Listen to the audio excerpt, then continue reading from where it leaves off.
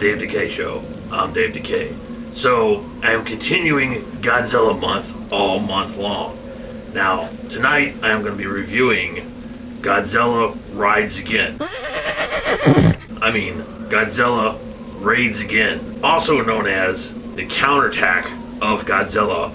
Also known as Gigantus, the fire monster. Now, this is the second Godzilla film.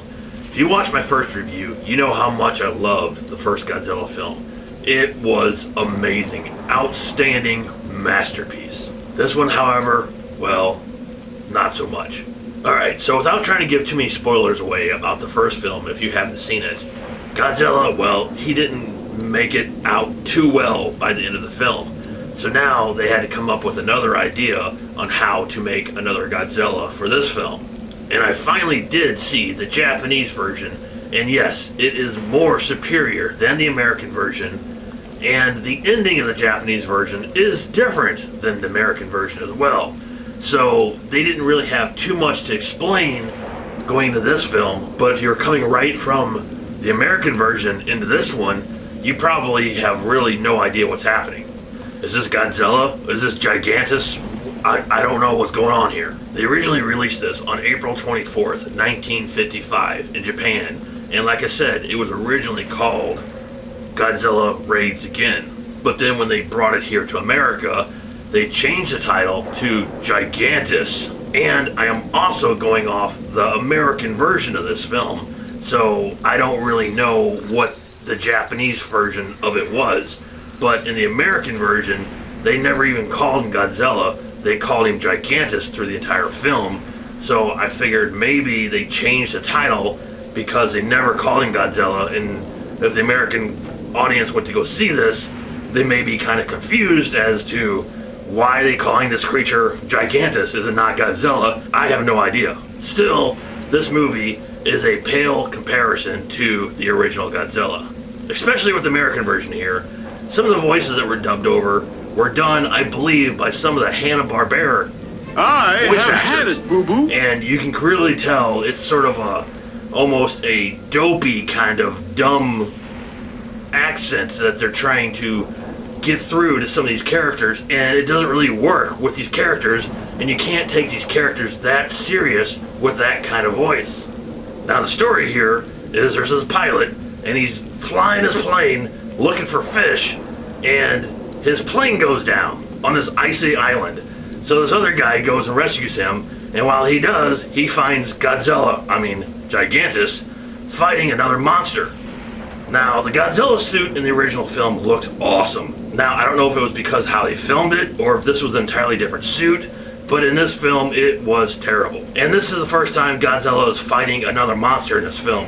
Why? Nobody knows. So eventually, Godzilla decides to make his way back to, I don't think it's Tokyo in this one, it's Osaka, I believe, is where he's going in this movie. So they basically are like, hey, let's turn all the lights off so Godzilla can't see us. But then something happens and Godzilla turns around and tries to destroy the city anyway. Now the sets and all the stuff in the first film looked amazing. They were miniatures, but they were so well detailed and so well done. And like I said in my original review, Godzilla was somewhat scary. I mean, you could kind of feel the tension here. All you feel in this is goofiness.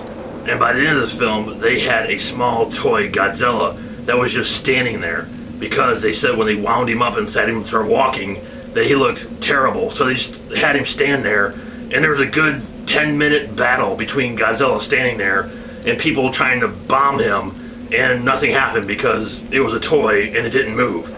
That's the sort of the quality of this film. And the one thing that made it even worse is during the fight sequences, they were supposed to slow it down so it looked more realistic, but I guess the wires crossed somewhere, and instead of slowing it down, they sped it up to where it looked completely ridiculous as everything went in fast motion.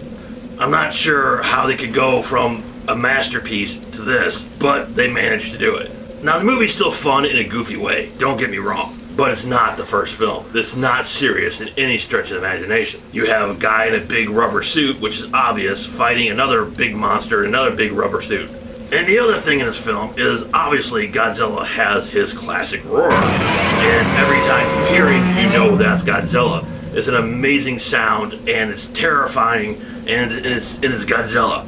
He didn't use it in this movie at all. He sounded horrible in this film. Now maybe the Japanese version is much better than this, because the dubbing here, I think, is really what killed the film for some of these characters.